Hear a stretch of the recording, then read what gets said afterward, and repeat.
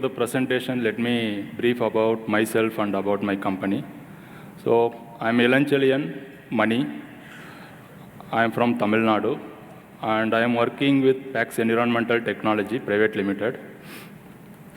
So, we are actually aiding industry, paper industry, to transform their waste into reusable green energy. So, our main work is to convert your organic pollutant into green energy. That is, this is our main field. So let me go through the slide.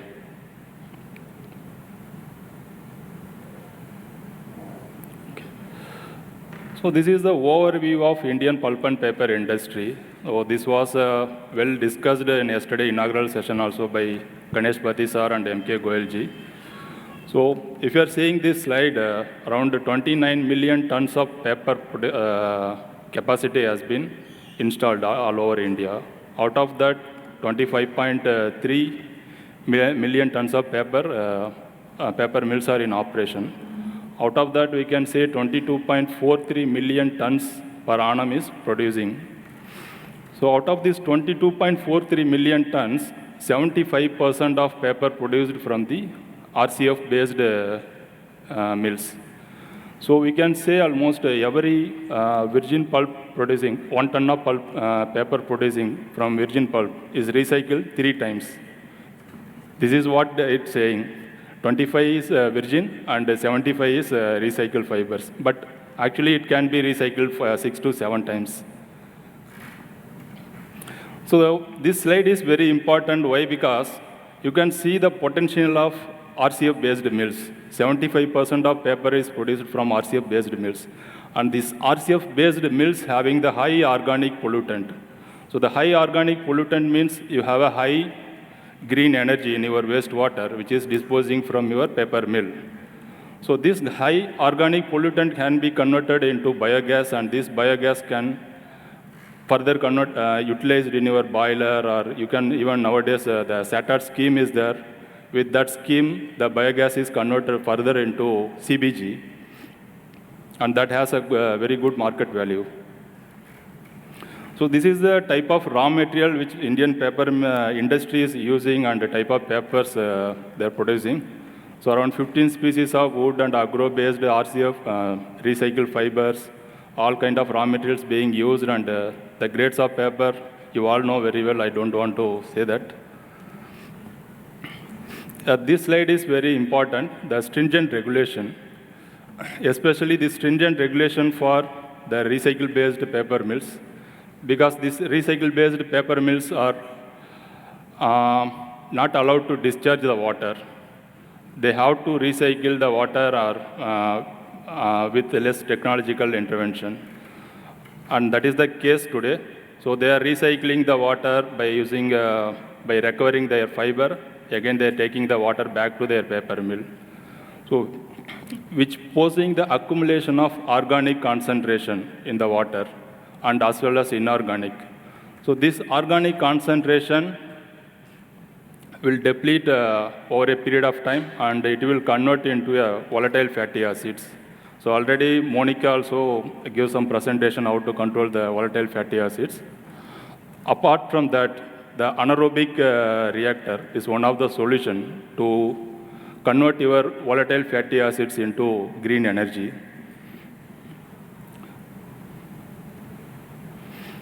So these are some challenges that pulp and paper industry is facing today. One is this geopolitical tension and the energy cost, surge in energy cost, and then due to this closed loop operation, the odor in the paper. That is one of the major issue. And even a few years back, I seen in Pulp and Paper magazine, I think because of the odor, our Indian industry is not able to export the material. That is also one of the issue. And moreover, the zero liquid discharge. They are not allowed to discharge the water. So these are some implications due to ZLD. So as told in the earlier slide, the accumulation of organic and inorganic matter. That is one of the major issue and challenge for the industry. So this organic can be converted into biogas, and inorganic removal that require additional technological intervention that we will go through in coming slides.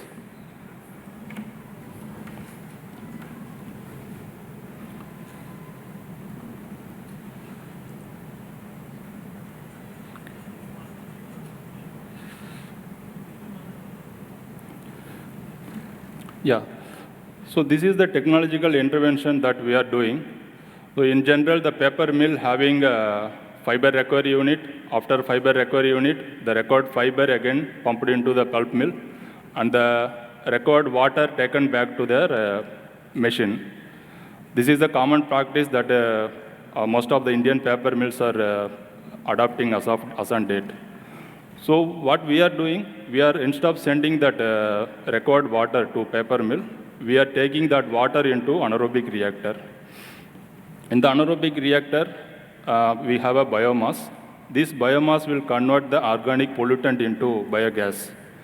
That biogas can be further treated, or we can use it in boiler. And after anaerobic, we have a aerobic treatment. So in the anaerobic, the organic pollution will get removed. For the inorganic removal, the aerobic is important. In the aerobic treatment, especially in the RCF-based mills, the major challenge is calcium. So the calcium will be removed in the aerobic system. So we have to go with the adequate anaerobic and aerobic to tackle this issue, so that we are able to achieve the closed loop circuit with the ETP, and also the paper mill able to produce a odor-free paper. So this is a small comparison of anaerobic and aerobic. You can see this chart.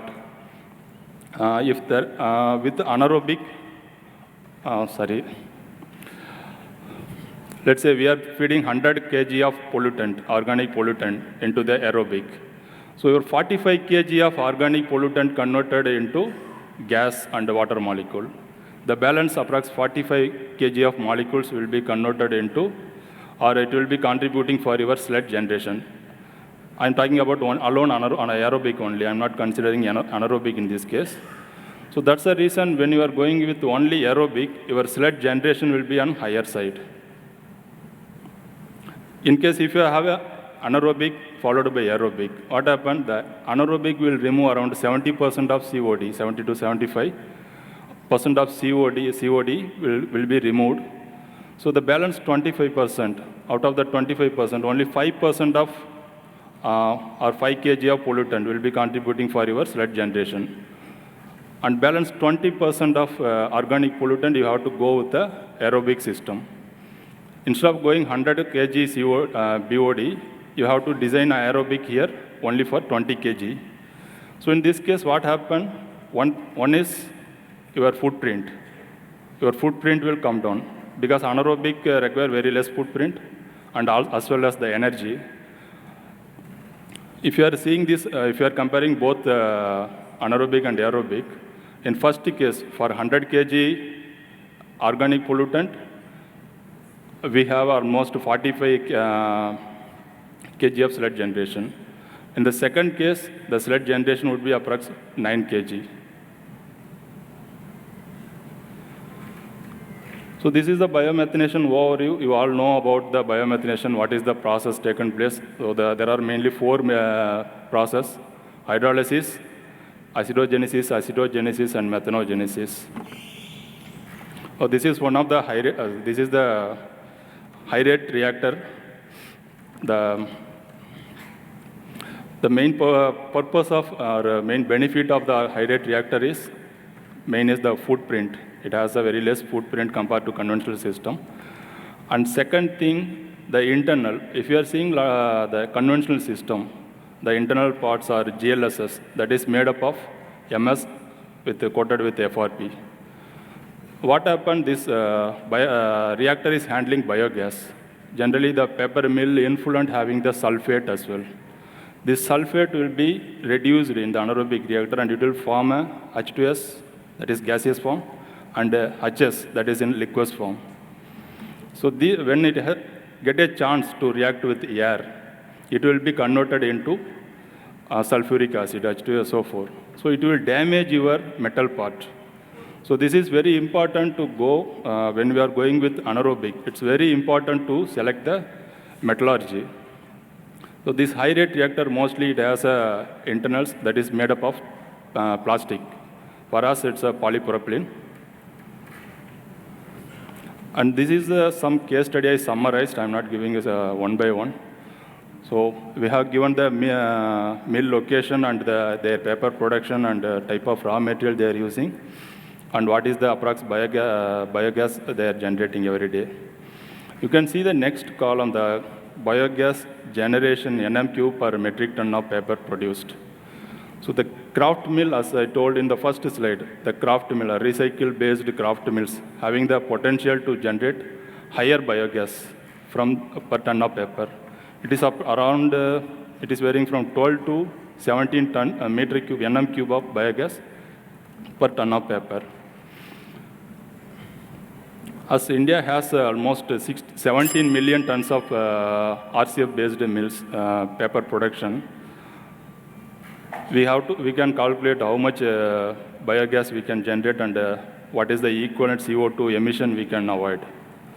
So with this 10 reference, we are saving almost 2,05,000 kg of CO2 emission every year. So these are the graphs about the biogas generation of these different plants. So this is about COD and inlet and outlet COD concentration. So these are some pictures of installation, high rate reactor installation. This certificate is important because as I told in earlier slides, the water is one of the major issue. So one of the paper mill, they have sent their paper sample to SGS laboratory, which is located in Gurugram.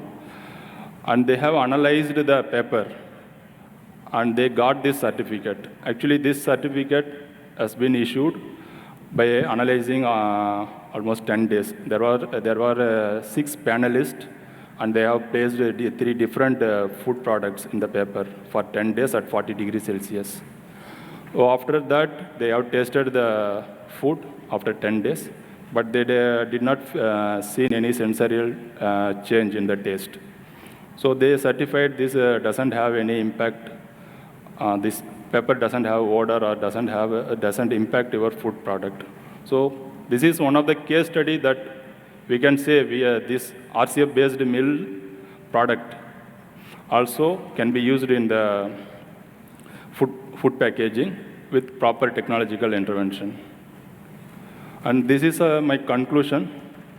So integration of anaerobic and aerobic definitely will help paper industry to recover their energy, and it will ensure the sustainability of the paper mill. And one more thing, we all know the water is very important to run the paper mill. We can say water is the engine and water is the conveyor for the paper mill. Why I am saying engine? Because if you have a good quality water, we are able to make good quality paper. Like good engine will give you good mileage. And the water is the conveyor because it carries your chemistry from one part of machine to another part.